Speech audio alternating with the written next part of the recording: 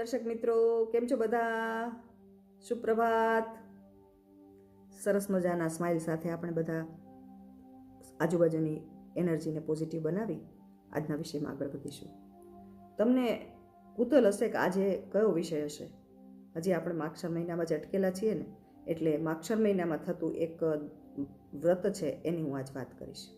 તો મિત્રો, સૌપ્રથમ આપણે ગણપતિને યાદ કરીએ, પ્રણામ કરીએ. વિઘ્નેશ્વરાય વરદાય સુરપ્રિયાય લંબોદરાય સકલાય જગતહિતાય નાગાનનાય શ્રુતિયજ્ઞ વિભૂષિતાય ગૌરીસુતાય ગણનાથ નમો નમસ્તે. શ્રી ગણેશાય નમઃ, શ્રી સરસ્વત્યે નમઃ, શ્રી નારાયણાય નમઃ. મિત્રો, એકાદશીની ઉત્પત્તિ કેવી રીતે થઈ, તેનું મહત્ત્વ કેટલું છે, તે કરવામાં આપણે શું શું કરતા હોઈએ છીએ, કેવી રીતે કરતા હોઈએ છીએ, બધી આપણે વિગતે વાત જાણી. હવે એકાદશી સ્વયં ભગવાનનું સ્વરૂપ છે, એટલે એનું મહત્ત્વ એટલું છે. પરંતુ તમને એક વાત કહું કે અખંડ દ્વાદશીનું જે વ્રત, જેની હું આજે તમને વાત કરવા જઈ રહી છું, એ વ્રતનું આટલું બધું મહત્વ એકાદશીનું છે, એના કરતાં પણ એક મુદ્દો તેમાં વધારે છે. એક અખંડ એકાદશીથી આપણને સુખ, સંપત્તિ, સમૃદ્ધિ, ઐશ્વર્ય, સંતાન સુખ, જે જોઈએ તે બધું આપણને એકાદશીની કૃપાથી, વિષ્ણુ ભગવાનની કૃપાથી આપણને મળે છે. અને દ્વાદશીનું વ્રત છે, તે દ્વાદશીનું વ્રત પણ એટલું જ આપે છે, પણ એના કરતાં એક કૃપા, નાનકડી કૃપા થોડીક વધારે છે. શું એની વાત કરીએ? એકાદશીનું વ્રત જુઓ તો તેમાં આપણે ઘણા અખંડ એકાદશી કરતા હોય, ઘણા નિર્જળા કરતા હોય. અખંડ એકાદશીમાં 3 દિવસનું સાથે કરતા હોય. દસમનું એકટાણું, 11સનો ઉપવાસ, 12સનું એકટાણું, રાત્રે જાગરણ, આવું બધું કરતા હોય છે. તો તેનું જે વિશેષ મહત્ત્વ છે, તેવી જ રીતે દ્વાદશીનું મહત્ત્વ પણ એટલું જ છે. દ્વાદશીના દિવસે એક અગત્યની વાત એ છે, એકાદશીમાં જે આપણે ફરાળ કરીએ ને, એવો ફરાળ દ્વાદશીમાં નથી કરવાનો. દ્વાદશીના દિવસે ઉપવાસ કરવાનો છે, પરંતુ ગાયનું દૂધ, એ દૂધમાંથી બનાવેલું દહીં, કે એમાંથી બનાવેલી છાશ, કે એમાંથી બનાવેલી લચ્છી, એમાંથી બનાવેલું ઘી, આ બધાનો ઉપયોગ કરવાનો છે ફરાળમાં. એટલે આખો દિવસમાં આપણે ફરાળમાં આ ગાયના દૂધની બનેલી વસ્તુ જ આપણે ઉપયોગ કરવાનો છે ફરાળમાં. અને રાત્રે જાગરણ થાય તો બેસ્ટ વસ્તુ છે, બાકી 12 વાગ્યા સુધી જાગીએ અને દિવસે વિષ્ણુ સહસ્ત્રનામનો પાઠ કરીએ, કીર્તન કરીએ, રાત્રે પણ સંકીર્તન કરીએ અને બધા સાથે સકારાત્મક વિચારો કરીએ અને વ્રતના દિવસે કોઈ પણ નિંદા કુથલી ન કરીએ. આ બધું ધ્યાન રાખીએ. આમ તો કોઈ પણ વ્રત કરીએ ત્યારે સભાનતા સાથે, કોઈની નિંદા કુથલી ન થાય, કોઈ પણ પ્રકારે કોઈ પાપ ન થાય, તેનું ધ્યાન રાખવું જોઈએ. જેમ આ બધી વિશેષ તિથિઓમાં વિશેષ પુણ્ય, અગણિત પુણ્ય મળે છે ને, તો તે દિવસે કરેલા પાપનું પણ અગણિત પાપનું ફળ મળતું હોય છે. એટલે આ આપણે થોડી સભાનતા રાખીએ અને વ્રત કરીશું.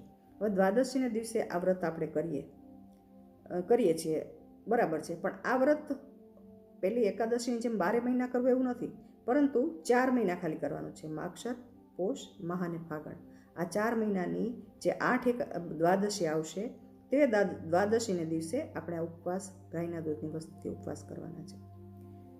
હવે આ ઉપવાસ થઈ જાય પછીના 4 મહિના આપણે 4 ધાન કે પંચદાન કે સપ્તદાન, જેને જેવી અનુકૂળતા હોય તે પાત્ર સહિત આ બ્રાહ્મણને 4 મહિના સુધી આપણે દાન કરવાનું છે. એટલે દ્વાદશીના દિવસે દાન કરી દેવાનું. પછીના 4 મહિના છે, એ 4 મહિના દ્વાદશીને દિવસે બ્રાહ્મણને ઘીનું, પાત્ર સાથે ઘીનું દાન કરવાનું છે. આ દાન થઈ જાય પછી પ્રાર્થના કરવાની છે વિષ્ણુ ભગવાનને. શું પ્રાર્થના કરવાની છે?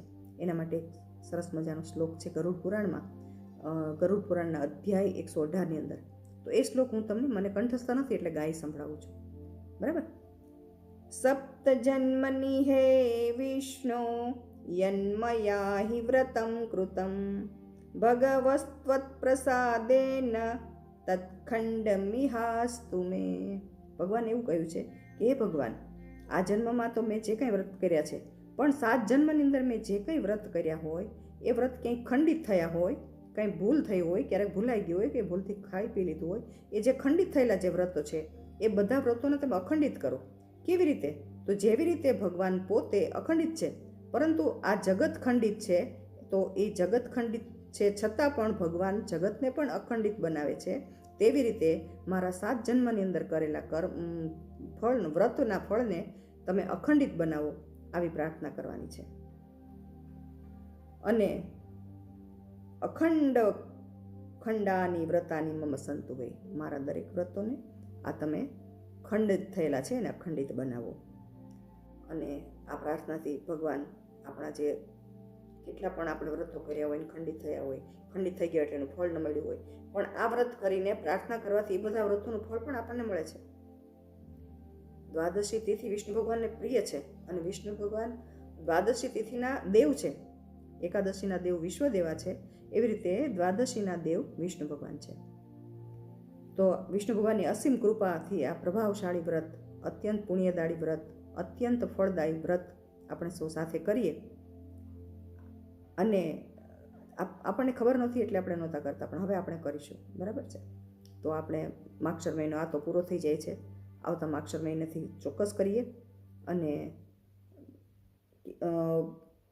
કહેવાય ને કે સમસ્ત સૃષ્ટિના કલ્યાણ અર્થે એક સ્વસ્તિક મંત્ર સાથે આજની વાત આપણે અહીં પૂર્ણ કરીએ. એક વાત યાદ આવી ગઈ તો કહી દો હારે હારે. એકાદશી પણ જ્યારે આપણે કરતા હોઈએ છીએ ને, એ એકાદશી દ્વાદશીને સ્પર્શ કરેલી હોય ને એ એકાદશી કરવાની. દસમને સ્પર્શ કરતી એકાદશી હોય ને એ નહીં કરવાની. માની લો કે આજે દસમ છે અને બપોર પછી 11 ચાલુ થઈ જાય તો એ નહીં કરવાની, કારણ કે દસમનો સ્પર્શ છે. પરંતુ બીજા દિવસે ભલે 2 કલાકનો પણ એકાદશીનો ભાગ હોય સૂર્યોદય પછી, તો એ એકાદશી કરવાની. આમાં એવું કહ્યું છે કે દસમ યુક્ત એકાદશી કરવાની વર્જિત માની છે, કે દસમ સાથેની જે એકાદશી હોય એનું જે વ્રત કરે એનું સારું ફળ નથી કહ્યું. ગાંધારીએ આ વ્રત કર્યું હતું એટલે એને આવા પુત્રો થયા, એટલે દસમ સાથેની એકાદશી કરવાને વર્જિત માનવામાં આવી છે. સારું, ચાલો આપણે સૌ સાથે સ્વસ્તિ મંત્ર બોલીશું. ઓમ સર્વે ભવન્તુ સુખિનઃ, સર્વે સંતુ નિરામયા, સર્વે ભદ્રાણિ પશ્યન્તુ, મા કશ્ચિદ દુઃખભાગ ભવેત. ઓમ શાંતિ શાંતિ શાંતિ. શુભમ ભવતુ, કલ્યાણમ અસ્તુ. ચાલો આવતીકાલે નવા વિષય સાથે પાછા આપણે મળીશું. ચાલો સૌને ફરીવાર જય શ્રી કૃષ્ણ. સૌને હેપી તમારો મંગલમય જાય દિવસ, અને તમે ખૂબ સરસ ઉર્જા સાથે આખો દિવસ પસાર કરો તેવી શુભેચ્છા સાથે. ચાલો, જય શ્રી કૃષ્ણ. મળ્યા.